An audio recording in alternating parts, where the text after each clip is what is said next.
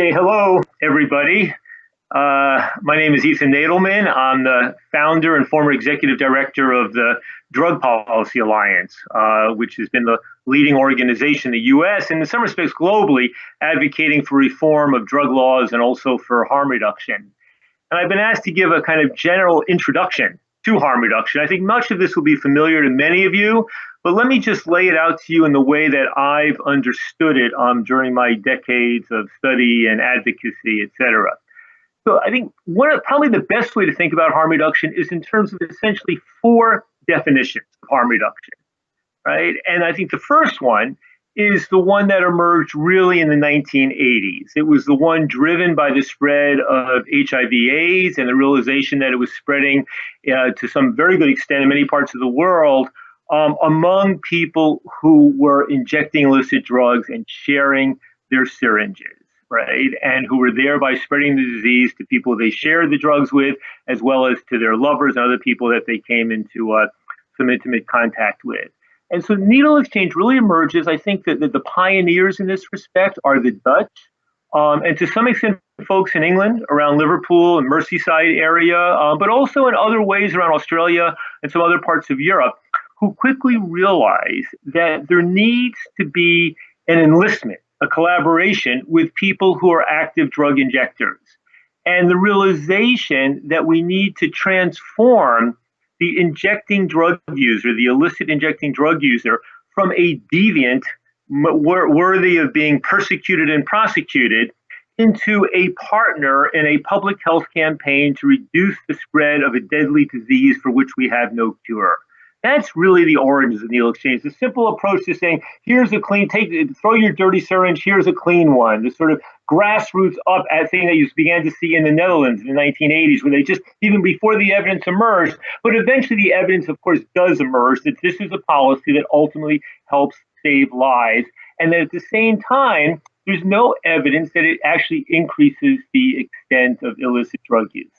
Now, definition number two is the one that applies this basic notion of harm reduction, of reducing the negative consequences of a risky, dangerous, immoral, disapproved activity, of reducing the negative consequences as much as possible without generating other sorts of intended harm. So it's harm reduction as bicycle helmets or motorcycle helmets to reduce the risk of those activities.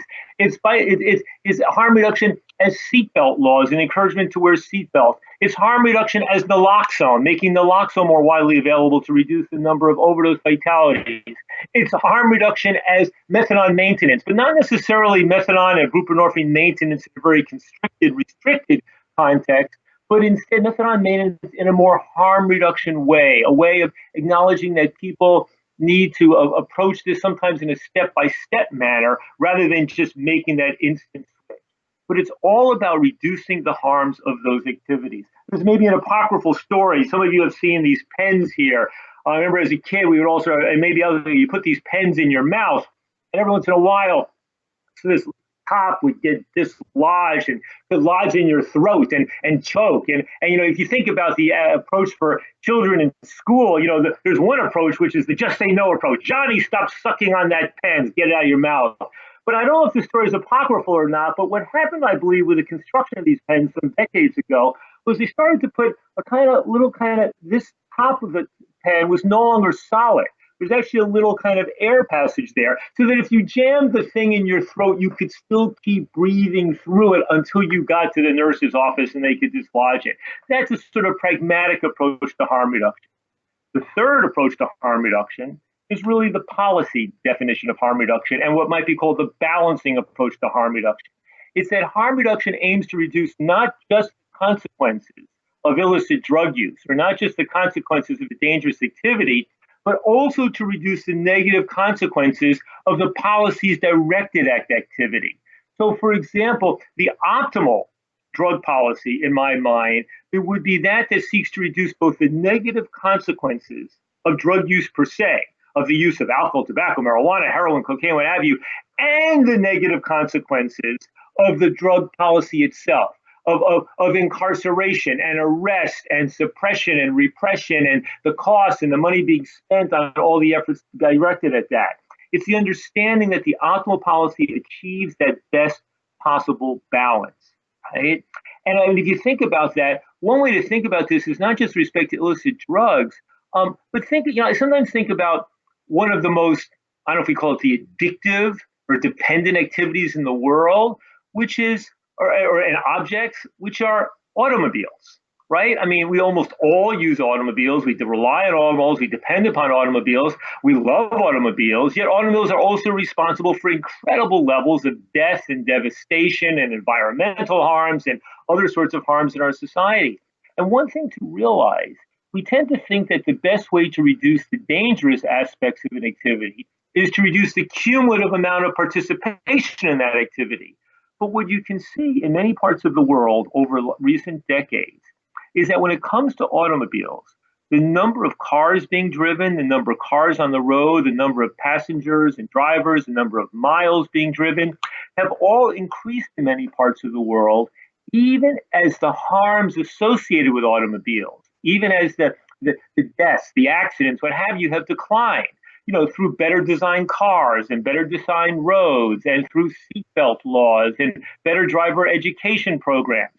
What we see was that we were able to reduce the harmful consequences of this risky and dangerous activity, even as the total participation in that activity continued to grow. I think that's an important model for us to keep in mind when we extend the definition of harm reduction to a whole range of other activities.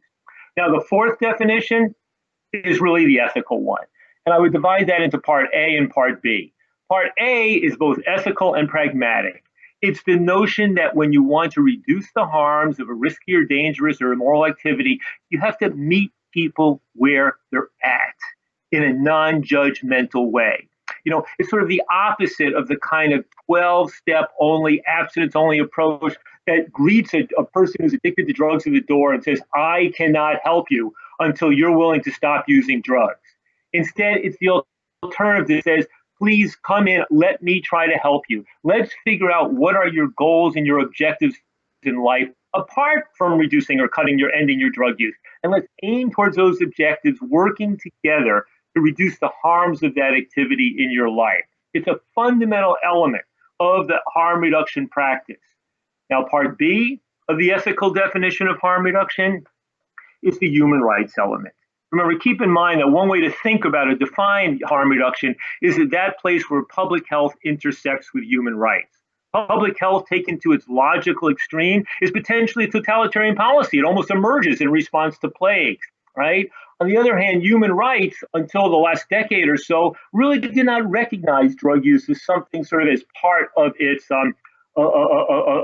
list of areas where human rights should be defended and articulated.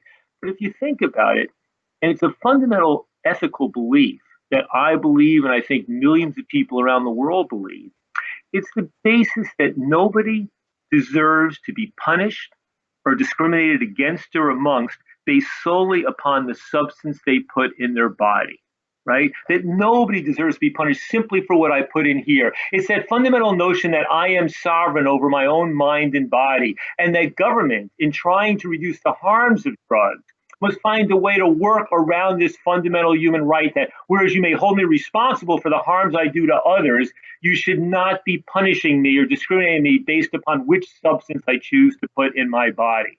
Right? It's talking to the mother or the parent who, God forbid, has two kids struggling with drug addiction, one to alcohol and the other one, say, to heroin. There is no basis in science, in medicine, in ethics, or even for that matter, in the Bible, in saying to that mother, we need to treat your alcoholic son fundamentally different than we treat your heroin addict son. No basis whatsoever. I think when it comes down to it, those four definitions of harm reduction are the ones that have really shaped my thinking and my advocacy in all of these years. And I think we all know the obstacles to it. It's the belief that the activity itself is immoral and must be stopped at all costs. It's the belief that abstinence is the only acceptable approach rather than a legitimate objective of one's drug policy or drug use. It's the notion that allowing harm reduction would encourage more engagement in this risky or dangerous or disapproved activity. But ultimately, we see is that those objections turn out to come at the cost of really millions of lives around the world. And it's why I fought for harm reduction with respect to illicit drugs and heroin and drug addiction. It's why I fought for regard to marijuana and ways to reduce those harms. And it's also why I find myself these days really pulled in to the fight over tobacco harm reduction and the recognition that e-cigarettes and heat not burn devices and things like that may be the most effective way to reduce the negative consequences associated with the consumption of combustible cigarettes, even if it results in some increase in the cumulative nicotine being consumed in global society. So I'll stop now, and I look forward to engaging in the Q&A following the presentations by my two colleagues. Thank you very much.